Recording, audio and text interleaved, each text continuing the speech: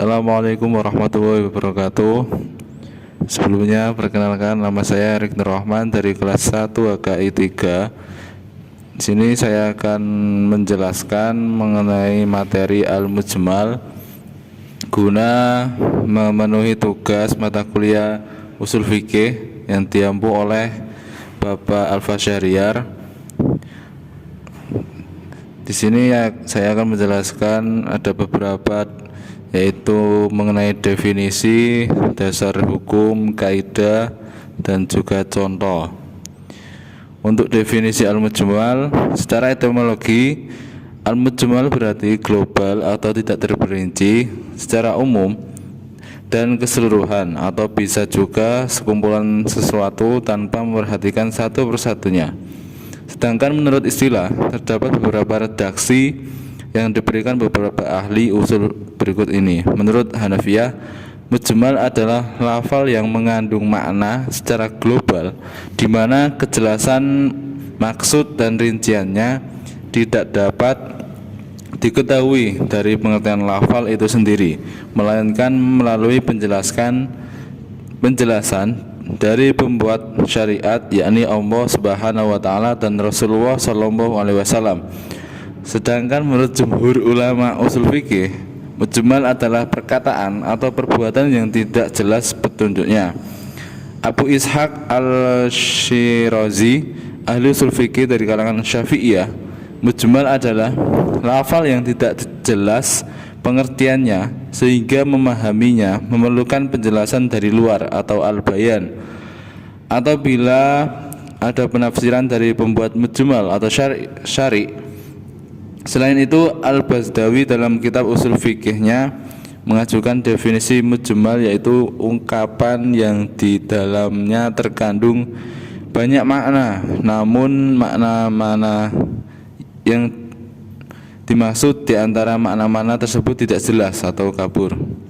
Sementara itu, ada juga pengertian mujmal yang dikemukakan Zakiyuddin Sya'ban atau guru besar dalam bidang syariah pada Fakultas Hukum Universitas Ain Syams Mesir, yaitu lafal yang tidak bisa dipahami maknanya kecuali dengan penafsiran dan penjelasan dari penyampai atau pembuat lafal mujmal itu sendiri.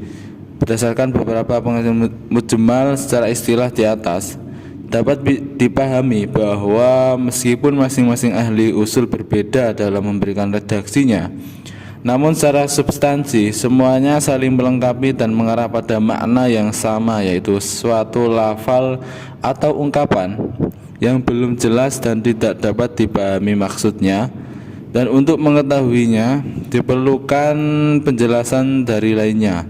Penjelasan inilah disebut dengan al-bayan, baik penjelasan itu dari Allah langsung ataupun penjelasan dari Rasulullah SAW. Dengan demikian, dapat pula dikatakan bahwa mujmal adalah lafal yang kandungan maknanya masih global dan memerlukan perincian atau penjelasan dari pembuat mujmal atau syarak itu sendiri. Adapun dasar hukum al-mujmal, ulama usul fikih berpendapat bahwa lafal yang mujmal tidak bisa dijadikan sebagai hujjah sebelum ada dalil lain yang menjelaskannya. Hal ini sangat logis dan mudah dimengerti, karena tidak mungkinlah kita menggunakan sebagai hujjah suatu lafaz yang tidak atau belum jelas menunjukkan maknanya.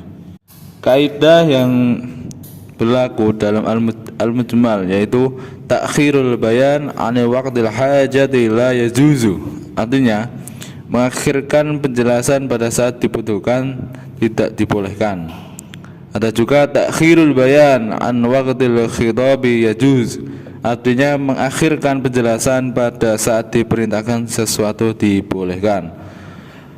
Adapun contoh dari al-mujmal yaitu Al-Baqarah ayat 228 yang berbunyi wal mutallaqatu yatarabbasna bi anfusihinna salasata quru'.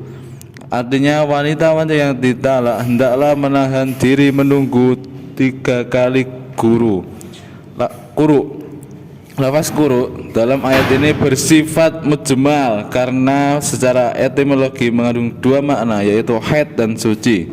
Apabila dipilih salah satu makna, maka harus didukung oleh dalil lain, baik dari Al-Quran, Sunnah maupun melalui ijtihad.